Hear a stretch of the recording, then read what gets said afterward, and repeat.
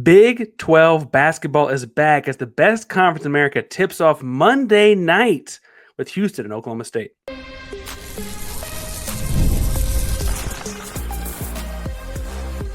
You are Locked On Cougs, your daily podcast on the Houston Cougars, part of the Locked On Podcast Network, your team every day. Welcome to a crossover edition of Locked On Cougs and Locked On Oklahoma State. I'm one of your hosts, Parker Ainsworth, host of Locked On Cougs, joined by Cody Stovall of Oklahoma State. Cody, how's your holiday been, brother? Absolutely fantastic. I know this is a basketball-centered conversation, but our football team has a pulse, and we've been able to kind of galvanize around some of the Todd Grantham, SEC, NFL-style guys. But it is basketball season, and the holidays have been good to us from a football perspective. But basketball, well, it's as they say, it's up in the air right now. It is up in the air. Has to go up to go in, as they say. Yeah. So I want to talk some about the basketball season, about who to look out for, and what outlooks are in the Big 12. But I actually want to start with like looking back at the Big 12. Oklahoma State played a pretty key role at a very monumental moment for the Big 12 Conference when they beat Seton Hall to secure a win in the Big East Big 12 Challenge. Cody, did you know O State was going to be that important to the Big 12 this year? No, dude. If you'd have told me before the season started that it was going to take Oklahoma State to get us over in the Big East Challenge, I'd have told you not to bet money on it. But here we are, and we did get the W. And I will say that the new coach, Steve Lutz, coming over from Western Kentucky, does have a lot of that old school Eddie Sutton style feel to it, right? So there's a lot of things that we don't do very well, but there's some things that we do well enough to give everybody a hard time in this league. Well, and you mentioned Eddie Sutton days, and I think of Oklahoma State still as like the tough, hard-nosed Eddie Sutton. They had like the Graham brothers and that kind of stuff. Like once upon a time, like that really was like a very grimy kind of fun basketball. Well, and they kind of grind father Tony Allen. Tony Allen, there you go. Tony Allen's. I always think he's famous from his Grizzlies days, but I kind of forget he goes that far back. So basketball's changed, gone back and forth there. Oklahoma State may be kind of finding themselves. But the Big 12 is a gauntlet. As you look across the conference and landscape right now, I guess I still maintain I think it's the best conference in college basketball, and we can talk more about that if we disagree. But B, where do you see yourself fitting in? I mean, you don't think you're going to go over or anything. That's not like that kind of a crazy year. No, I think from a defensive perspective, right, we do go back to some of that old school toughness, the gritty team that's going to make you bleed occasionally, diving over benches, diving over players. That style of game is kind of what Steve Lutz has brought back to Stillwater. So we're prepared for a fist fight every single time we take the floor. We like to be in a fist fight in an extremely fast-paced, oriented style of attack, but we're not a great shooting team, okay? So when it comes down to making shots in clutch situations, that is typically where we seem to have some issues. But we're not expecting in Oklahoma State country for us to immediately go back to the days of us competing for Sweet 16s. It's going to be a little bit of a rebuild, and we're doing it with an entirely new roster. We've got a couple of holdovers like Bryce Thompson and Connor Dow and Jamiron Keller, but most of the team is all brand new. And the days that we do occasionally shoot good are the days that we're going to be able to beat everybody. But even when we play normal Cowboy basketball, which is not shooting very good at all, we're still going to bloody teams up enough that it's not going to be fun to play. So this feels like a very Steve Lutz kind of team in that way. So for folks that maybe my audience is Locked On Cougs, or maybe your audience has been caught up in football, right? Like he was at A&M Corpus Christi for 2 years, and then was at Western Kentucky and now Oklahoma State. So very like fast rise to the top as far as getting powerful. He took the Islanders to the NCAA tournament. He took the Hilltoppers to the NCAA tournament as well. So he does have a track record of rebuilding programs very quickly and then getting them into the NCAA tournament within a year or two. Now, again, in this conference, is that going to be the expectation?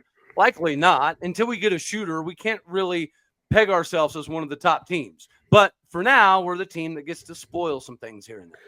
Well, and I will say, I personally would not put money on Oklahoma State winning the Big 12 conference tournament, but if they were to win the conference tournament, he'd be a conference tournament champion 4 years in a row. Is what it looks like to me. Like he figures out ways to win those kinds of games at the end of the season when they're pretty important. When this hire happened, maybe your audience knows this. What did you know or think about the hire? Because I know on Twitter you had talked about at one point. I think I even saw you talk about Gottlieb. And, I think there was a lot of names being tossed around. I think Boynton had some connections recruiting wise, never really played out on the floor in the right way. Yes. And so that was a change that they needed to make. But what'd you think when they pulled in Lutz? I thought it was a really good hire, to be 100% honest with you. I thought it was precisely what we needed. Again, he comes from that coaching tree that has those old school Creighton, Doug McDermott ties. And that alone, I think, gave me a lot of excitement. We made a run at Dusty May. We made a run at Danny Sprinkle. And obviously, we did have some conversations with Doug Gottlieb. But when it came to rebuilding a program, Steve Lutz is a pretty good guy to do it. You just mentioned his most recent success. If he's able to do that in Stillwater, then of course it transcends Oklahoma State basketball, because we've had back-to-back coaches that were phenomenal 5-star recruiters that brought several 5-stars to Stillwater, but they could not win in both Travis Ford and Mike Boynton. Steve Lutz, it maybe isn't getting the big sexy 5-stars like those two guys were, but we're playing a completely different brand of basketball. Under Mike Boynton, it was all isolation. We did not run half-court sets, Parker. We didn't do it. And isolation, when you have Cade Cunningham or Marcus Smart, that's cool. That might work. But when you don't have those dudes, then it looks like an absolute cluster fluff, and that's what most of the last couple of years has been. That's why this is exciting. It's not great. It's not a sexy, fun brand of basketball yet, but it's at least enough for us to get excited about. We're already having a better record on the road this year under Steve Lutz than we did the last 2 years under Mike Boynton. So it's not a big level of success, but it's already been somewhat successful. I just looked back up the schedule to make sure that was right. That is true. You're having a better year on the road. That's crazy. I need to steal cluster fluff too, because that's pretty good. And for what it's worth, again, folks at home that maybe are getting used to O State basketball or from my audience, the Houston Cougar folks, he's a Texan. He went to Texas Lutheran. He's from San Antonio, has coached at, as far as Texas goes, Stephen F. Austin, SMU, and then he was the head guy at A&M Corpus Christi, obviously. So this Big 12 region of basketball is not going to be unfamiliar to him as far as recruiting goes. I think down the line, it's just year one in the system. All right, so you mentioned they're going to spoil some people's seasons. They're not going to fall all the way out and all that kind of stuff. What can you tell me? Where do you see, I should say, Oklahoma State fitting into the Big 12 conference this year? Obviously it's a very different looking Big 12 conference for y'all without Oklahoma involved in it. But it's still a pretty tough basketball conference. Where do you see Lutz and them fitting in? I mean, like I said, this season, we're just kind of, in my opinion, going to play the spoiler role, right? The biggest thing that we could do for ourselves is just to give us a chance in the Big 12 tournament, which we have not been doing as of the last few years. So if we can at least get into the Big 12 tournament and maybe win a game or two, I think that's kind of not necessarily the pinnacle of success for the season. But if you were to tell us before the season that you're going to make the Big 12 tournament and you're going to win a game, I think a lot of us would have been up in arms and elated. So, again, we're not going to add a lot to the top half of the league, but what we are going to do is mess up some of the top half of the league's grandiose plans for the end of the season. Well, and I want to talk in 1 second about how I'm hoping that those plans don't involve Houston. And I think that there's like a score to shut down or two I think will be okay. Before we get too far into the episode, today's show is brought to you by Rocket Money. Now, Rocket Money is going to help you find any subscriptions you might have forgot about or didn't even know you might have been paying twice. That's definitely happened to me plenty of times. I've had a few subscriptions that I didn't even realize I was still paying for. I didn't like having to tell the wife about those. And Rocket Money made it so easy to track them all down. It's like having a personal assistant for your finances. Rocket Money is a personal finance app that helps you find and cancel your unwanted subscriptions, monitors your spending, and helps you lower your bills so you can grow your savings. It brings everything together in one place, whether it's subscriptions, your spending habits, or even the goals you want to hit this year. We're about to start a new year, Big to hear, Cody. Right. Rocket Money has over 5 million users and has saved a total of $500 million in canceled subscriptions, saving members of $740 a year when using all the app's premium features. Cancel your unwanted subscriptions and reach your financial goals faster with Rocket Money. Go to rocketmoney.com/locked-on today. That's rocketmoney.com/locked-on. rocketmoney.com/locked-on. Park Ranger, Locked On Coogs. Cody Stovall, Locked On Oklahoma State. Cody, you said they're going to play spoiler at Oklahoma State this year in basketball.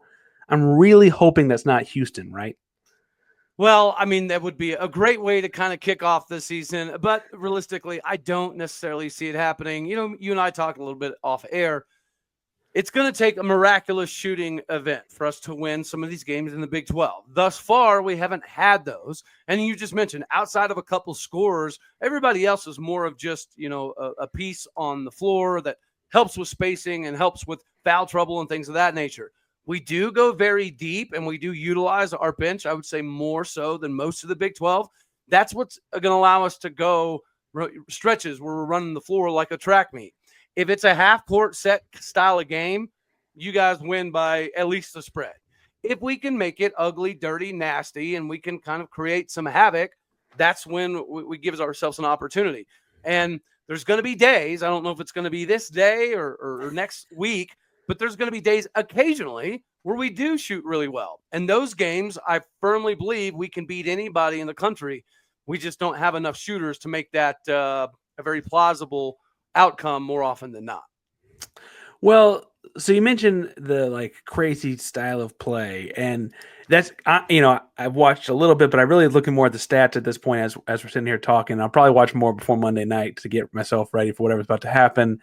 They are 29th in adjusted tempo, 31st in America, and the length of possession, meaning they're playing incredibly fast. Yeah. You're saying that's all attributed to the defense. What are they doing on that side of the ball? Like what's going on over there? It's just we're really good about sealing off lanes, right? Whenever you have your point guard that has the ability to kind of, get into the lane and dish it out and create open looks on 3-point line, whenever somebody's trying to get to the lane, we're just so active and we create so many turnovers and fast break opportunities that it's allowing us to kind of stay in some games that we otherwise wouldn't be in. It's havoc. Sometimes we'll pick you up full court. Sometimes we'll try to do a trap, right? A half court trap. Sometimes we'll trail on the point guard and we'll utilize the center a little bit more up top of the key because we have athleticism. We don't have an overabundance of size. It's just, again, chaos. Feed the crazy. And as long as you do that, you give yourself an opportunity. If it becomes a traditional half court where you're running sets and you're having a lot of different play variations, I think that's where it kind of gets troublesome for Oklahoma State. But again, it's not like the Mike Boynton days where we had zero semblance of an offensive half-court set, right? We didn't do it. At least with Steve Lutz, you have guys setting screens and multiple picks, and we're trying to utilize the pick and roll occasionally, which are things that we weren't doing under Mike Boynton. So again, is it great? Is it pretty? No, not really, but it can sometimes be effective. And if you get the other team playing on their heels and doing something that they're not accustomed to, then that's when the ugly, dirty, nasty makes it fun, man. Makes it fun. That's so right. Talk to me. You mentioned getting into pick and rolls, getting into actions. Like if you're drawing up the ideal Oklahoma State pick and roll, who's setting the screen, who's dribbling the ball, right? What's the look there? Well, I really like Khalil Brantley. He's a transfer point guard that we have, and he's really somebody that is really good about getting other people involved, right? Kind of the tried and true point guard. Under the Mike Boynton, stretch of coaching, we had some point guards that were good shooters, some good ball handlers, but we really did not have a true facilitator. Khalil Brantley is that. Khalil Brantley is really good about facilitating and getting guys open looks. Now, whether we make the open looks or not is a different story, but we do have the ability in Khalil Brantley, and then we will also spell him when we're trying to go more defensive oriented with Arturo Dean. Arturo Dean came to Oklahoma State leading the country last season in steals. And he's kind of been able to carry that over at Oklahoma State. He can shoot occasionally, but again, it's just not super effective. But if you're looking at somebody that you have to slow down to get us out of our offense, it's going to be Khalil Brantley. And then from a shooting perspective, everybody remembers Bryce Thompson, right? The big 5-star blue chip All-American, went to KU. he broke his wrist his freshman year after starting a little bit. Then he comes to Oklahoma State, and it hasn't really gone to fruition, right? There's no way that anybody in Oklahoma State country could have projected Bryce Thompson coming to Oklahoma State and he's above average, right? But he's not the spot up shooter that could drop 40 points like he could in high school. He's just not that guy. The only two scorers that we have on a reliable daily basis is going to be Bryce Thompson and Marcellus Chichi Avery, who came over from UCF. But even those guys are hit and miss. Like the other day, we were like 2 for 16 beyond the 3-point line. That's not going to win you many ball games. Well, it's certainly not if you shoot 16 of them. I guess like shooting 1 out of 8 is a lot different at that point. You said Chichi Avery's from UCF. He's been everywhere. He's also was at New Mexico State. He's bounced around a little bit. Classic, modern college basketball kind of transfer around the horn a little bit. And Bryce Thompson, the guy that started off at Kansas, he is averaging, what is it, over 10 points a game still. I don't mean to say he's not impactful, but you had to have been expecting, if you ever told you're going to have a 5-year guy that started off as a 5-star at Kansas, more than 10 points and 3 rebounds, right? Like that's not quite what you thought you were getting, I wouldn't imagine. Well, and it's a little bit of a dip last year. I think going into his injury the last week and a half or 2 of the season, he was averaging over 13 and a half a game. So it's a little bit of a dip from last season. But I will admit the consistency is a little bit better from Bryce Thompson. His shot mechanics have improved. I wouldn't say dramatically, but enough to be effective. And then again, Marcellus Chichi Avery, he's dropped, 20 burgers a couple times this season. So if you have days where Chichi gets hot and Bryce Thompson gets hot, it's going to be an issue for people. Now, inside, we do have Abu Usman, who came over from Xavier, which you guys have some familiarity with. And we also have Jennings, a transfer from Texas Tech, that are both going to be guys who are designed to bang down low. They're not going to do a lot. They're not going to score a lot. They're not going to, facilitate or get really heavy in the rebound game. But they're bodies that accentuate the abilities that we do have at the guard position. We're a guard-heavy squad. Chichi Avery has the ability to put up 20, 25, 22 points here and there, as does Bryce Thompson. So the games that those two get hot together, we're going to have the ability to win those ball games more often than not. So talk to me, because obviously as a fan and an analyst that watches them very closely, you're high optimistic. You said you like the coaching hire. But it's not like this team is a Final Four favorite and push. They've had games. They lost to Oklahoma this year. They also lost to FAU, who I'd argue is a sneaky team, right? I don't mean to say that they're not. Nevada is probably a tournament team. I don't mean to say those are bad losses. And like I said, you did get the winning game in the Big 12 Big East Challenge. What's gone again, Parker? What's gone wrong for them when things have gone wrong? Is it just the shooting? Is it something like what's gone wrong?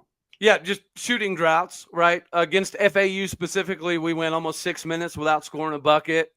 And against Miami, we had some of those same spells, but thankfully Miami had some of the same issues as well, so it allowed us to get the W there. We've had a couple impressive performances, but more often than not, it's just been kind of a, old school bloody contest. You mentioned OU. OU has what we don't have, and I don't say that. I don't like saying that. Okay, I hate giving OU props or anything. But my bad. I didn't mean to make you do that. I shouldn't have made you do that. Athletically, I was like, okay, we match up. Defensively, okay, we match up. They have spot up shooters that could not miss. That is the biggest missing component to this team. And the two guys that you seem to try to rely on for that, they're streaky shooters. And we go 4 minutes, 5 minutes, occasionally without scoring a bucket, and it just it's a hole that we dig ourselves in that we're having a hard time getting out of. Well, and so obviously is the fix there just because it's just personnel, it's just getting the recruits in. It's not a fix I'm necessarily need to be worried about by Monday night, right? That's harder to fix than that fast. Yeah, no, we are what we are at this point in time. And we're a team that is very gritty. We're very hustle-oriented. We like to make it fast. We like to get up and down the court, turn it into a track meet, and get you off of your game. That's it. Like there's no magic sprinkled dust on how successful we can be. unless we're able to shut teams down. So it's all off of defense. We're okay with the 4 or 5 minutes without scoring occasionally because we're usually pretty good defensively. What happened in the OU game was every time we'd go in a drought, they'd hit 3 or 4 threes, and that extends the game so much that it's hard to combat that. And there was like 58 fouls or something. That's a lot of fouls. Yeah, dude. It was frustrating. I know y'all don't like each other. You have to fight on the floor. You don't like each other. Well, I have a suggestion. All right. I think that just to entice eyeballs, that the loser of tip should get punched in the jaw. That would make the tip-off of every game significantly more exciting. If you lose, you get socked in the face. I like it. How about you go with this? You go at any point in the game, though, so you don't know when it's happening. Like it's not immediate. Every tip-off. Every tip-off. Right. We're not going to sock anyone in the jaw, I don't think, today, but you mentioned about getting guys off their game. I'm going to let Cody ask some questions about Houston because I've hogged the interview and the back and forth a little bit too much. Before we get to that, Cody's going to tell you a little bit about our buddies over at FanDuel. Cody! That's right, buddy.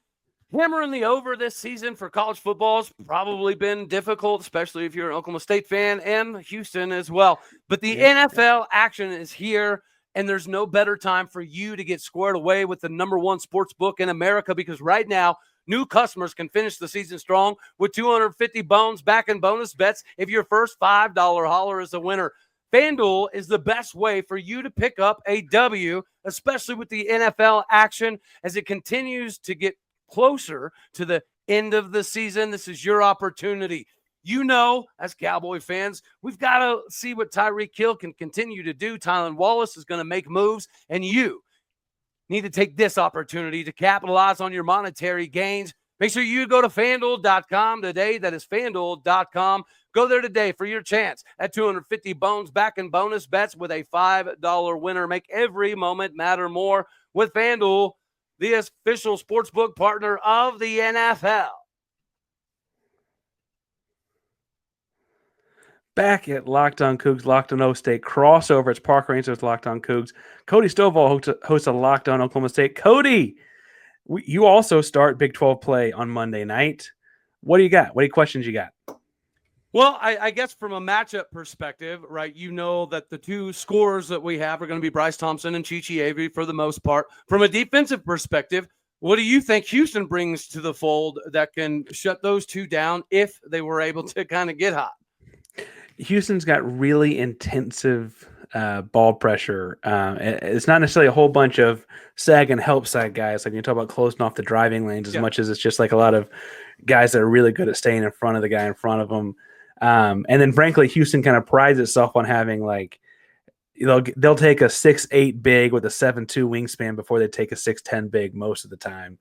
And it kind of makes for a lot of rangy defenders. And they play, frankly, a really high pace defense. And what's funny is they actually have inverse of Oklahoma State, right? We talk about the super quick shot clock and that kind of stuff. Houston actually has one of the slowest paces in America and drags things out. And while the styles makes fights could make for a fun game here, the truth is Houston's doing that because teams are taking that long in the shot clock to get a shot off a lot of the time. Really? And it's really it makes for a fun game to watch if you like that kind of dirty old school feeling basketball. I will say that when I think about like some of the athletes you got up front, like Oklahoma State's got athletes. It's not like Houston's going to out athlete them, I don't think. But I do think it's interesting. Both teams play three guards, and both teams like to play with some speed. Y'all go up and down a little bit more than Houston does, obviously. But I think it's going to be a fun matchup from that perspective. But like I said a second ago, you want to sock people in the face. Styles make fights, right? Styles make fights. Well, especially because of who you have on the sidelines, right? We started this thing talking a little bit about Eddie Sutton, but those two gentlemen used to have some knockdown dragouts back in the day. I'm not as big an Oklahoma Sooners person, obviously, but I do know the legacy of Kelvin Sampson from when he was there. And those were, as someone who appreciated good basketball, those were two of the best in the country. Really, we got spoiled as Oklahoma State fans, right? Because growing up, we were always a top 25 team. Every single year, you could write it down. and it would be written in the stars. And OU was always going to be pretty comparable. So those old school battles with Oklahoma State and even Texas when they had Kevin Durant and some of those dudes with Eduardo Nahara, the old school Sooners, that was a lot of fun. I didn't love seeing him leave OU, to be honest with you, especially the way that he went down. I did not want to see that, especially now what he did texting players is like so normal, right? The fact that he got kicked out of the university because he texted a recruit. Looking back at it, it's just the most preposterous thing in the world. But he got to go learn under Coach K for a lot of years at Duke, and I'm sure that helped him quite a bit as he's now back with Houston. And I would say the last couple of years, y'all have been easily, not even questionably, one of the top 2 or 3 teams in the country. Is that the same this year with Houston, or are they a little bit more gettable than the last couple seasons? Well, they certainly have been gotten more in the early part of the season, the last couple seasons. That honestly, like the last couple years, I think any Houston fan would tell you, they got to Sweet 16, but they really a Jamal Shed ankle, a Marcus Sasser hamstring, like they were just injuries at inopportune times there at the end of the season. Obviously, that's cut things short. And this year, I don't know if they have Jamal Shed or Marcus Sasser, both of whom are in the NBA right now, right? But they definitely have like a lot of the other auxiliary pieces. They brought in, not to keep going back to Oklahoma for this episode for some reason, but their point guard, Milos Uzan, was the point guard of Oklahoma the last 2 years. He transferred in kind of as the Jamal Shed replacement. That's kind of an unfair label to pull on anyone, right? But I do think he's kind of filling the point guard shoes well. His biggest issue has been staying on the floor. He's been in foul trouble. 2 of the 3 losses Houston's got this year, he fouled out. And they lost to Auburn and Alabama, both of whom at one point were in the top 5. I don't know off the top of my head if they are right now. So what you're saying is we need to get your facilitator in foul trouble. I'm saying that's what Auburn and Alabama both did to beat Houston in overtime. And then you got to go to overtime to play a few extra minutes without him. No, it's a different roster in that sense because I don't know that they have an NBA bound point guard, or certainly don't feel as confident about it as did the last couple of years. LJ Cryer shoots, gets hot, fills it up from behind the arc. Emanuel Sharp shoots and fills it up from behind the arc. They just don't have that downhill attacking point guard that's like attacking to score in quite the same kind of way. And I think that's the biggest difference. But right now, like I said behind the arc, they're shooting pretty well. Both Sharp and Cryer shooting over 40% from behind the 3-point line, with Sharp at almost 50%. They're shooting really, really well. And so it's about, can you find ways to generate those guys shots? That's the biggest thing for Houston. Yeah, watching LJ Cryer go to Houston was almost unfair, right? But yeah, you were in the Big 12. You remember his Baylor days. They should have. Yeah. And the shuffling of Big 12 dudes in the conference is wild, right? Like, we lost Javon Small to West Virginia. Seeing him kill it is so frustrating. Very. But at the same time, it's like LJ Cryer. Well, we thought we avoided this dude, but here he is yet again. Well, and that's the beauty of being in Houston. Cryer's from Katy, right? I mean, he was coming home, right? So Cryer is a Katy kid. He came home, and he's the first bit of basketball starter to do it for that reason. But I'm sure there'll be a handful of guys that do that across, just because Houston's in the Big 12 now. It's certainly what we're banking on a little bit. I will say, though, as far as one other Houston basketball thing before we get going here, what's your thoughts? What are your thoughts on Master P? You hip hop guy? The rapper Master P? Yes, Master P. I think it was what's that? No Limit Records. No Limit Records. Make him say Anyway, his youngest son, Mercy Miller, is on the team. He's a freshman, and one of the most hotly debated topics amongst Houston Cougar fans is, how do we get Mercy to play more? So that's a fun tidbit for the Oklahoma State folks. Does Master P come to games? He does, and that's kind of cool. I don't mean this to say I look great. He looks old. So he's fun. It's a fun deal. Fans really do want him to play more. He can score. He has trouble defending some. He's a freshman. But Mercy Miller, if you see him pop on the floor, number 25.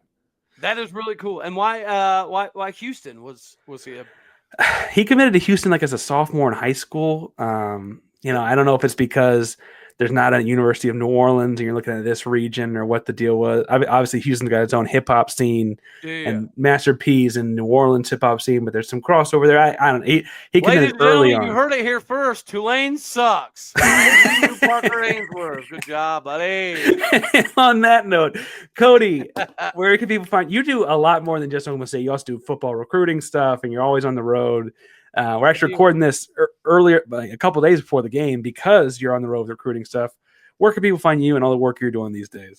Yeah, obviously the Locked On Oklahoma State show. I do get to travel the country doing some 7-on-7 scouting, recruiting stuff, primarily with Prospect Sports, Epic Sports.